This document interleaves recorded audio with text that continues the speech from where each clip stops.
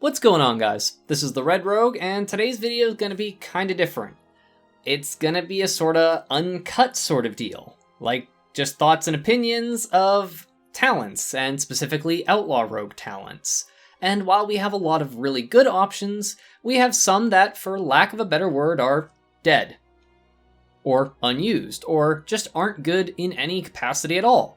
So this will be sort of my thoughts of how talents should work, in my mind, and ways or things about our talents that might change in the future or probably could use a change.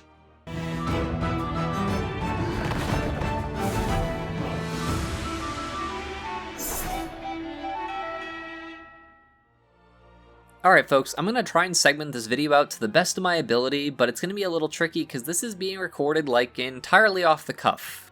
Like a lot of you, or at least some of you probably already know, I pre-script a lot of my information, especially for the guide videos that I do, just because I don't like them getting muddied too much with me rambling, and I want to keep the information as succinct as possible. So this will be literally me just explaining how I view the talent system for Outlaw, and things I think that should be changed about it, or at least the way I look at it, and the issues I see with things here and there. Before I get too wrapped up in everything though, I just wanted to say hello, welcome, and thank you so much to Terber, the newest patron for the channel. I sincerely appreciate the support, and I hope you enjoy this video and all the future ones to come. Okay, so Outlaw is obviously in a pretty good place in PvE content right now. It does good damage in Castle Nathria, and there are already quite a few Hall of Fame Outlaw rogues out there, considering rogues don't bring exactly insane raid utility or group-wide buffs or anything. And in Mythic Plus, it's doing fantastic as well.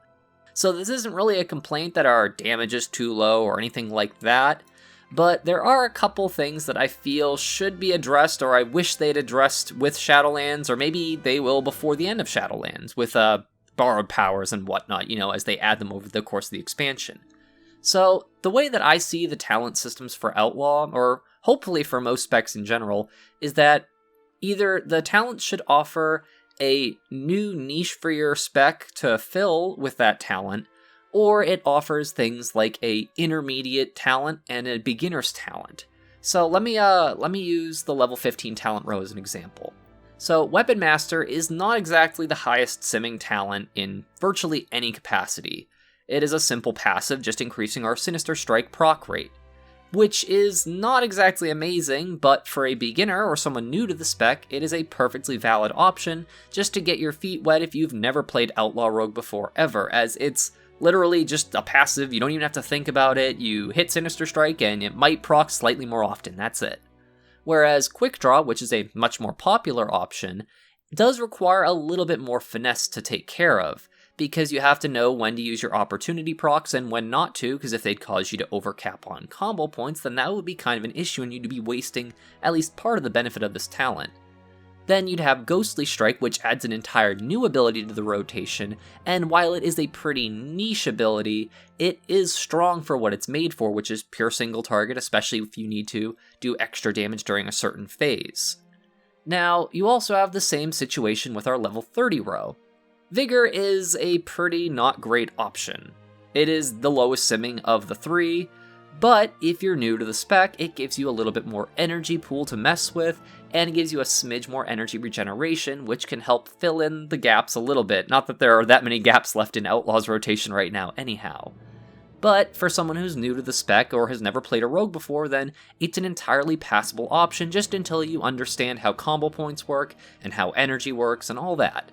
Then, with Deeper Stratagem being a slightly more complicated passive, but still a better option and overall a good choice. Then you have Marked for Death, which is a bit more niche. It is still good in single target, not as good as Deeper Stratagem in most cases, but in situations where you can abuse the reset mechanic, which does require a bit more skill or usage of macros and whatnot, it pulls ahead in multi-target or especially in dungeon situations. So in both situations where you're adding an ability, while it can sometimes be a niche gain, there is still a gain to be had. The problem comes when you get to like the level 45 row with Alacrity. Alacrity has been the best talent for forever. As long as I can remember, you've never taken anything other than Alacrity for Outlaw. Except, like, Cannonball Barrage was, like, really cool, but I don't remember it actually being all that great. It was just a fun ability to use.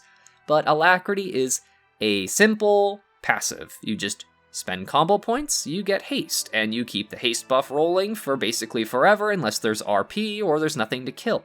So, while it's the easiest one to use, or basically the easiest one to use, it is also the largest DPS gain of the three. Loaded Dice is another passive, and it is obviously very easy to use too. You pop Adrenaline Rush and your next roll the bones gets 2 buffs, guaranteed. It's obviously not simming very well right now, and there was only one time during BFA where, with the Vision of Perfection Essence, as a major you could kinda get away with a Loaded Dice build. But I would expect a passive, like Loaded Dice or Alacrity, that's simple, just in the background, you just do part of your rotation and you get extra effects. I don't expect it to be a huge DPS gain. Then you have Dreadblades, which is a cooldown getting added to our rotation and is supposed to be a bursty type move, where all of our generators generate full combo points, but you do lose health every time you spend the combo points. However, it is by far the worst option in literally every situation, which, if you look at the other times where we add a cooldown ability to our rotation, they're maybe not the best in every situation, but they have situations they're very good in, or absurdly good in with the case of Marked for Death. Dreadblades, even after trying it on the beta and on live in Torghast and some lower Mythic Plus, I've never been very impressed by it, and it also is inherently weakened just because of our Roll the Bones abilities. Because if you proc something like Broadsides, or to a lesser extent Skull and Crossbones, you're generating extra combo points anyways. So getting full combo points when you can generate 4 combo points off of a single Sinister Strike with Broadside isn't very impressive, and you take damage from using it. So this becomes a bit of an issue. When you're adding abilities to a spec, to a toolkit, they should feel more impactful. They should be a noticeable improvement over a simple passive. Alacrity being better than the other options is kinda silly. I mean, haste is a good stat for Outlaw right now, but the fact that an active cooldown, which at one point was our artifact ability, isn't that good, and is actually several hundred DPS less than Alacrity in pure single target, and still in AoE it's not much better, it's still a couple hundred lower than Alacrity and Cleave, isn't very promising. There was a passive effect that got added to the Dreadblades. It was a Dreadblades Vigor, I believe. Something like that. Dreadblades Vigor? Yes. It was a 10% damage gain that was increased to all of your moves while Dreadblades was active.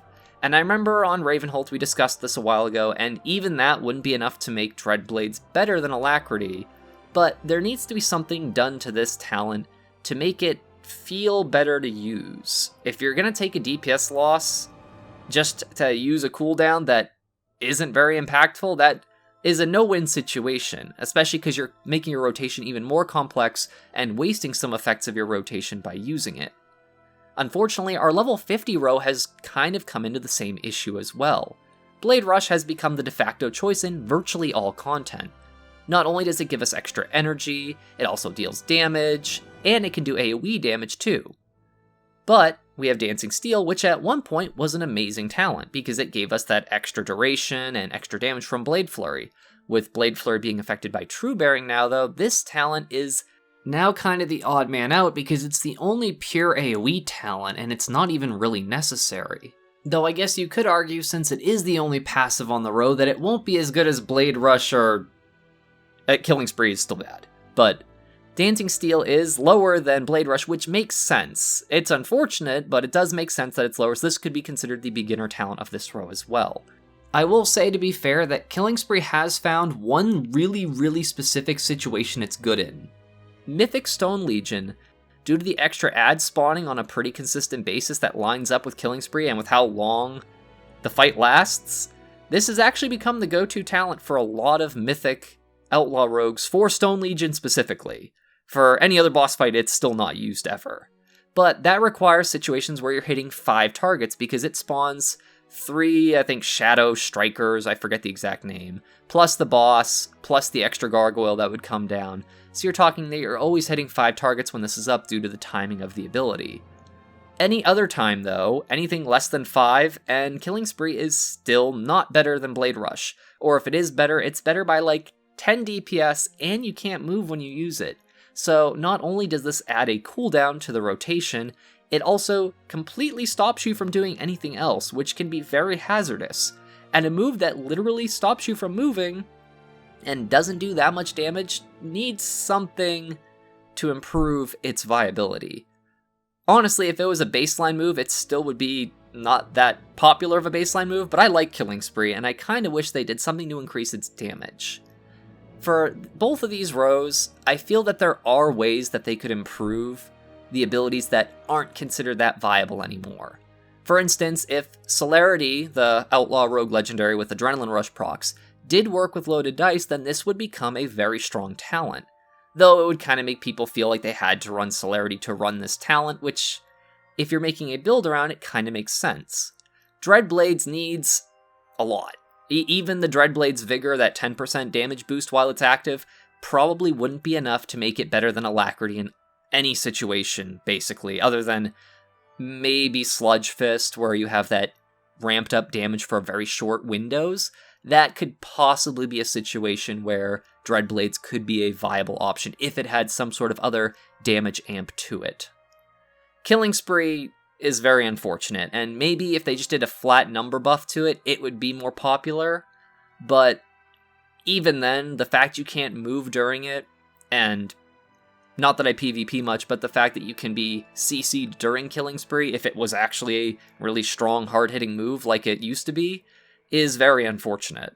Any sort of incapacitating effect or stun, or if you use this during a Mythic Plus pull where there's a fear or anything, will immediately stop it. So it requires a lot more planning to use than, say, Blade Rush, where you just hit this virtually on cooldown for free energy and free damage, and it still doesn't do that much damage, all things considered. I don't know, overall I do think that Outlaw is in a pretty good place. I just wish these last two rows feel very, very locked in. Everything else, I mean, you have options on the 15 row depending on what content you're doing to a degree.